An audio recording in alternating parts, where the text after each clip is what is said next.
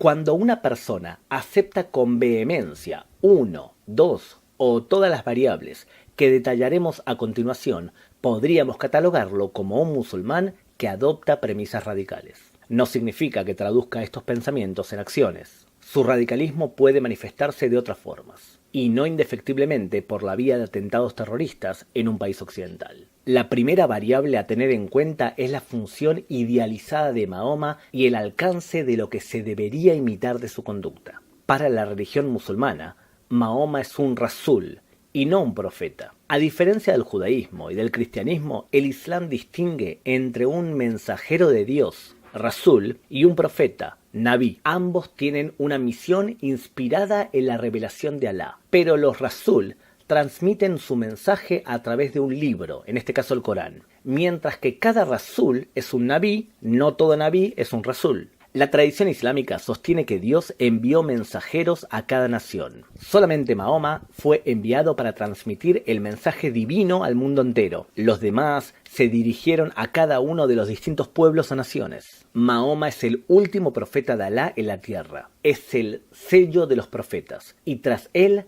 no habrá nuevas revelaciones, aunque sí se espera el regreso de Jesús, Isa, de nuevo a la tierra, al igual que en el cristianismo. Jesús es también un rasul, ya que recibió el Evangelio. Los musulmanes creen que Dios ha enviado unos 124.000 mensajeros a todo el mundo, según lo mencionado en el Hadith. 5 de ellos, conocidos como Ulul Azmi o imanes de los rasul, son reconocidos con la mayor reverencia por su inusualmente fuerte compromiso con Dios, a pesar de sufrir grandes sufrimientos. Estos 5 son Noé, Ibrahim, Abraham, Musa, Moisés, Isa, Jesús y Muhammad, Mahoma. Todos los profetas son inocentes y no cometen actos pecaminosos. Son dignos de confianza, son muy inteligentes, son sinceros y jamás mienten, y cumplen todos los mandamientos. Antes de Mahoma, enseñaron en la tierra 24 profetas anteriores, quienes sabían parte de la verdad. Entre ellos destacan Lot, Ismael, Isaac y Jacob, Jetro, el rey David y Salomón, Elías y Eliseo, Jesús y Juan el Bautista, es decir, todas las figuras sobresalientes de la Biblia y de las otras religiones. Mahoma es el último profeta y rasul. Él es el portador de toda la verdad. La primera fuente de legislación en el Islam, la Sharia, es lo que está escrito en el Corán. Pero la fuente más abultada y consistente se debe buscar en los hadices, que son las historias, enseñanzas, acciones y comportamiento de la vida de Mahoma que inspiran lo que debe hacer un musulmán. Como todo lo que hizo Mahoma es perfecto, se debe imitar al pie de la letra su accionar. Si una persona aspira a imitar exactamente cada accionar de Mahoma y se toma al pie de la letra cada acto del profeta como un mandamiento sagrado, entonces hablamos de un comportamiento islamista. ¿Por qué? Porque el comportamiento de un líder del siglo VII no se adapta a lo aceptado en el siglo XXI. Comparemos a Mahoma con los principales líderes en el judaísmo y en el cristianismo. En el cristianismo, Jesús es hombre, Dios y Espíritu Santo. Así se determinó en el Concilio de Constantinopla del año 381. Si la obra de Jesús fuese digna de imitar, recibiríamos comportamientos acordes. Hay que tener en cuenta que el mensaje de Jesús fue cercano o acorde al del judaísmo fariseo, un mensaje esencialmente de amor y paz. En el judaísmo, Moisés fue el líder más destacado. Los textos nos enseñan que con dificultad hablaba, y que golpeó una piedra para exigir agua cuando Dios le había indicado algo diferente. Moisés era un ser humano con defectos. Más aún, ni siquiera entró a la tierra de Israel. Moisés no era Dios ni un profeta perfecto. De hecho, no hay líder en el pueblo judío que haya sido perfecto. David y su romance con Bathsheba, o Salomón y la construcción de altares a los dioses paganos, son ejemplos de comportamientos no perfectos que no son dignos de imitar. Sin embargo, toda la conducta de Mahoma es perfecta. Y si Mahoma es perfecto, nadie puede hacer una broma con respecto a Mahoma, porque ya sabemos lo que puede ocurrir. Cuando un cristiano copto norteamericano hizo una película de muy mal gusto burlándose de Mahoma, el Medio Oriente simplemente explotó. Si se desea copiar al pie de la letra cada uno de los comportamientos de Mahoma y no el simbolismo adaptado a la modernidad de sus enseñanzas, se traduce esto en acciones radicales. Por ejemplo, Mahoma se casó con 13 mujeres que sabemos los nombres de cada una de ellas. Su tercera mujer se llamaba Aisha, hija del primer califa del Islam, Abu Bakr. En los escritos islámicos, su nombre a menudo aparece precedido por el título de Madre de los Creyentes, al-Mu'minin. Las fuentes tradicionales afirman que Aisha se casó con Mahoma a la edad de 6 o 7 años, y el matrimonio con Mahoma, que contaba entonces con 53 o 54 años, se consumó a los 9 años, en Medina. Los hadices de Al-Tabari y de Ibn Hisham afirman que Aisha tenía 10 años, e Ibn Halikan e Ibn Sa'ad al-Baghdadi afirman que tenía 9 años al momento de ser comprometida y 12 al momento de tener relaciones sexuales. De todas formas, se trataba de una criatura que fabricaba sus propias muñecas y se reía de forma bonita. Una persona que considera una conducta así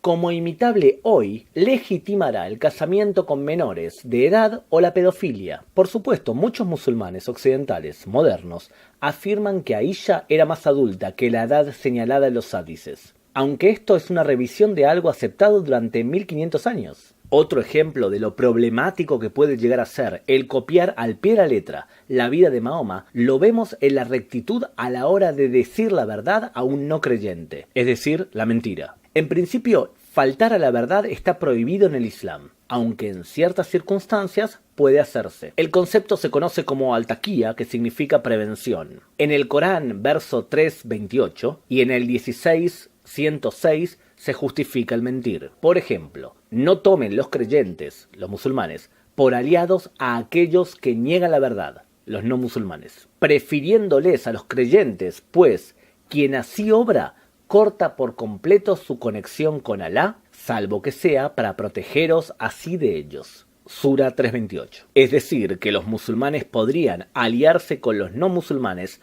para protegerse de otros no musulmanes, lo que se traduce en un engaño, en una mentira. En principio, un musulmán puede mentirle a su esposa para mantener la unidad de su familia, puede mentir para llevar a cabo una expedición en secreto, puede mentir para favorecer al Islam y para mantener la paz. El problema es que Mahoma también faltó a la verdad durante su vida. Veamos la recopilación de hadices de Ibn Kathir, comentarista coránico. Él cuenta que Mahoma dijo: ¿Quién me librará de Ibnul Ashraf?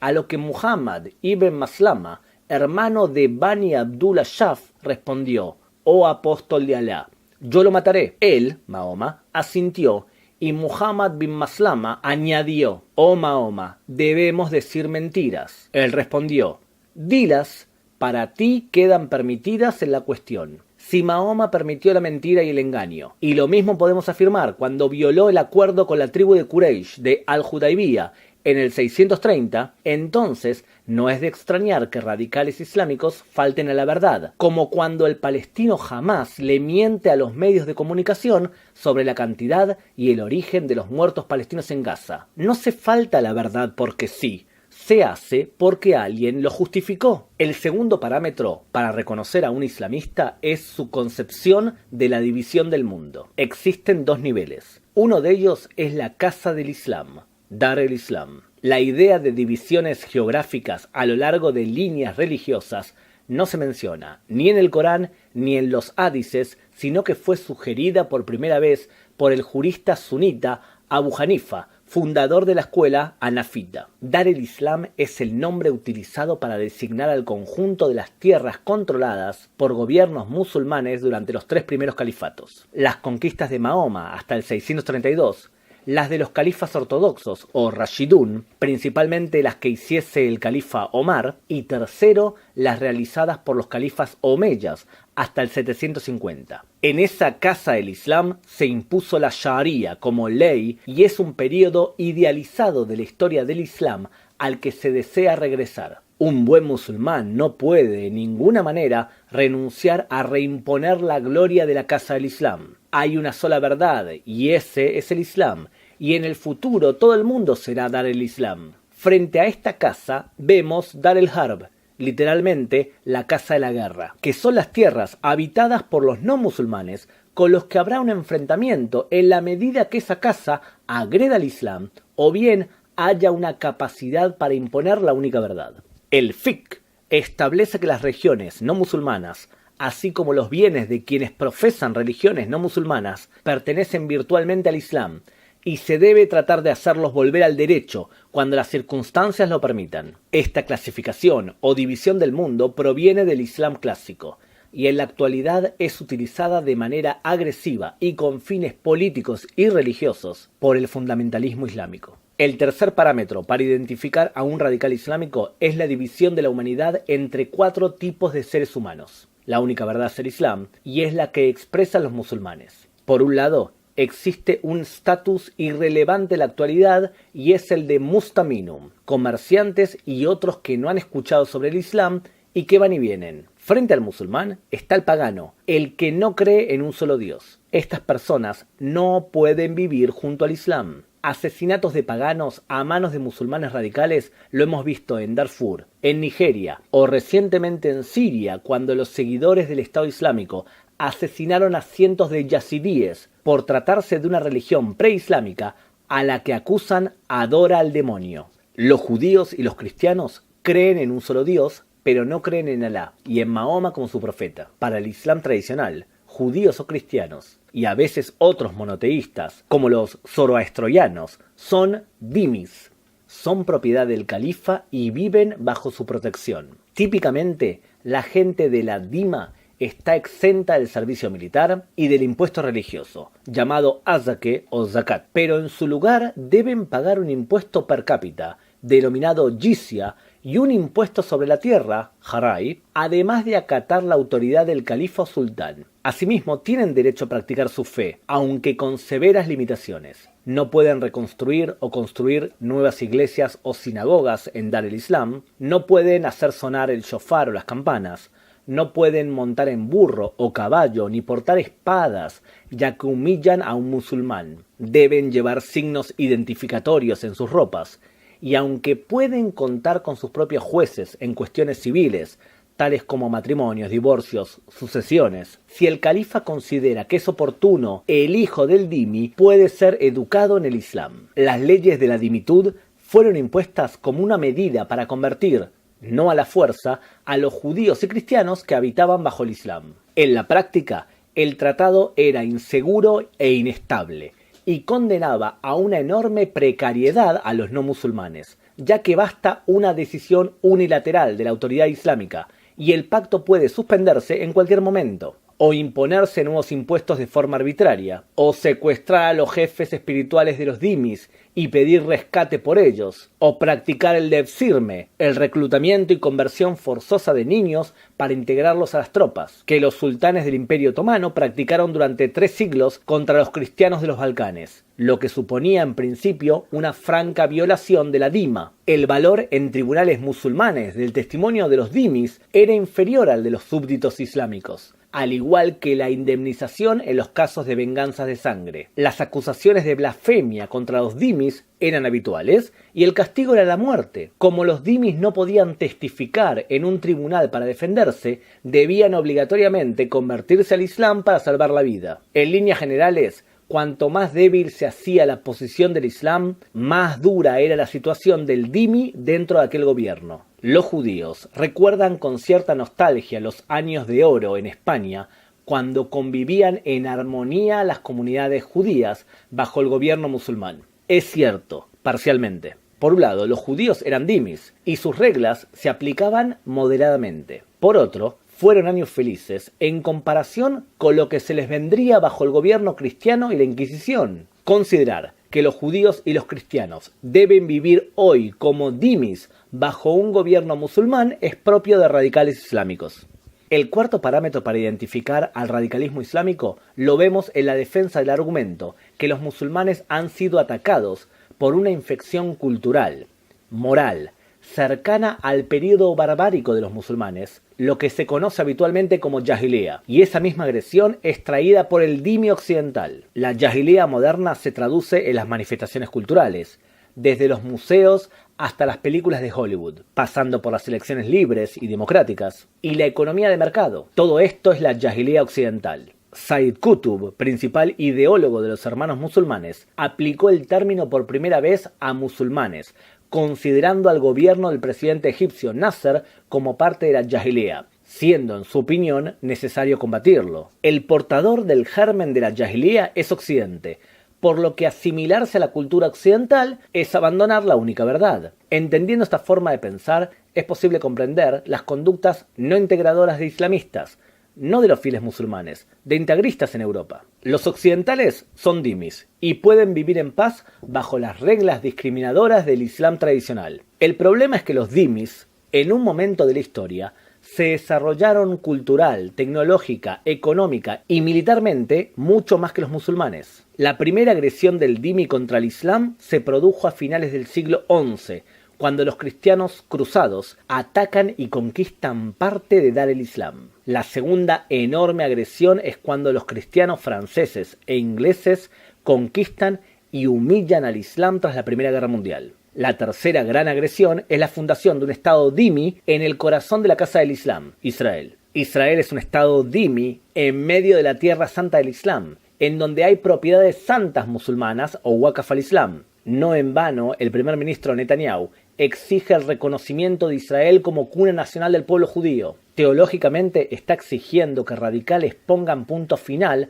al conflicto aceptando a un estado dhimmi. La agresión del dhimmi nos lleva al quinto parámetro para identificar islamismo, el concepto de la yihad o la guerra santa. En el árabe estándar moderno, yihad es uno de los términos correctos para hacer referencia a una lucha por alguna causa, ya sea violenta o no, ya sea religiosa o laica. Para una persona moderada, yihad puede significar simplemente el esfuerzo para vivir una vida moral y virtuosa, difundiendo y defendiendo el Islam, así como luchando contra la injusticia y la opresión, entre otras cosas. Una lucha entre el bien y el mal individual.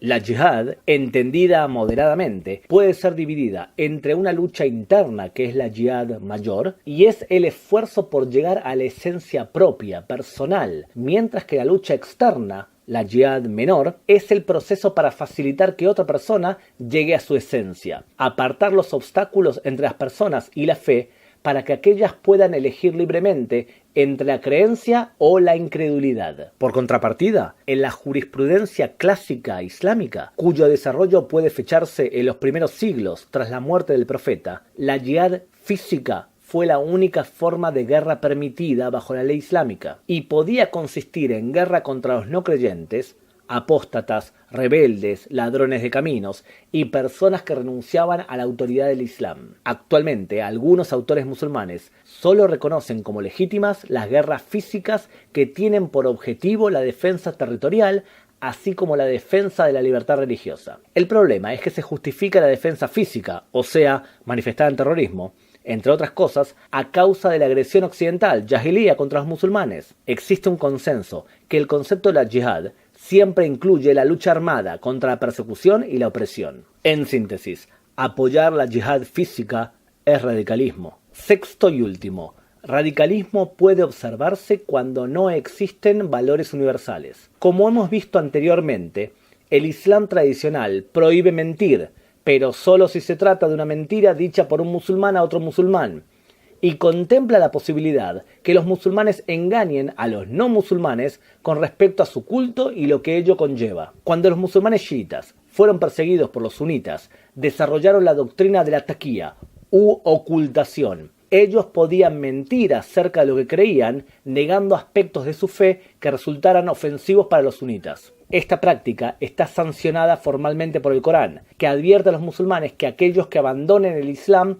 estarán condenados. Sin embargo, en la actualidad observamos una exageración de la taqiyya, sobreexplotándose el uso de la mentira para promover la posición del Islam. La doctrina del kitman, o reserva mental, se encuentra estrechamente relacionado con esto último, y significa decir la verdad, pero no toda la verdad, con la intención de engañar. Dejemos el mentir, veamos robar. La ley islámica se destaca por imponer duros castigos y quizás el más notable sea la amputación por robo. En cuanto al ladrón y a la ladrona, cortadles la mano a ambos en retribución por lo que han hecho, como castigo disuasivo ordenado por Alá, pues Alá es poderoso y sabio. Corán 5:38. Está escrito en el Corán, hay que ejecutarlo así si uno es un purista. ¿Qué sucede con robarle a un enemigo del Islam? La respuesta será, para un radical, es posible. El Corán tiene leyes previstas para el reparto del botín de guerra,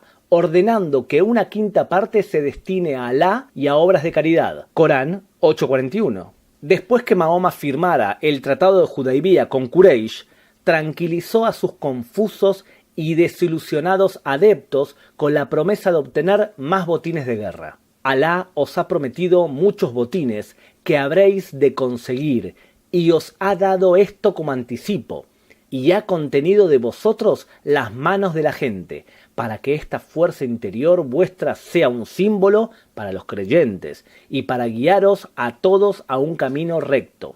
Corán 48:20. En realidad, son numerosos los episodios antiguos y modernos en los cuales los musulmanes se han apoderado de botines durante sus incursiones. Podríamos dar otros ejemplos relacionados con la diferenciación entre la posibilidad de hacer la paz, que existe únicamente dentro del Islam, mientras que hacia los no creyentes solamente puede imponerse una udna, una tregua, como la realizada por Mahoma con la tribu de Quraysh en Hudaybiyah en el año 628 hasta el 630. La frase de Jesús de que todo cuanto queráis que os hagan los hombres, hacédselo también vosotros a ellos. San Mateo 7:12. Aparece también el judaísmo cuando el sabio Hillel resume el judaísmo en una sola frase. No dice, no le hagas a otros lo que no te gusta que a ti te hagan, siempre y cuando pertenezca a tu fe.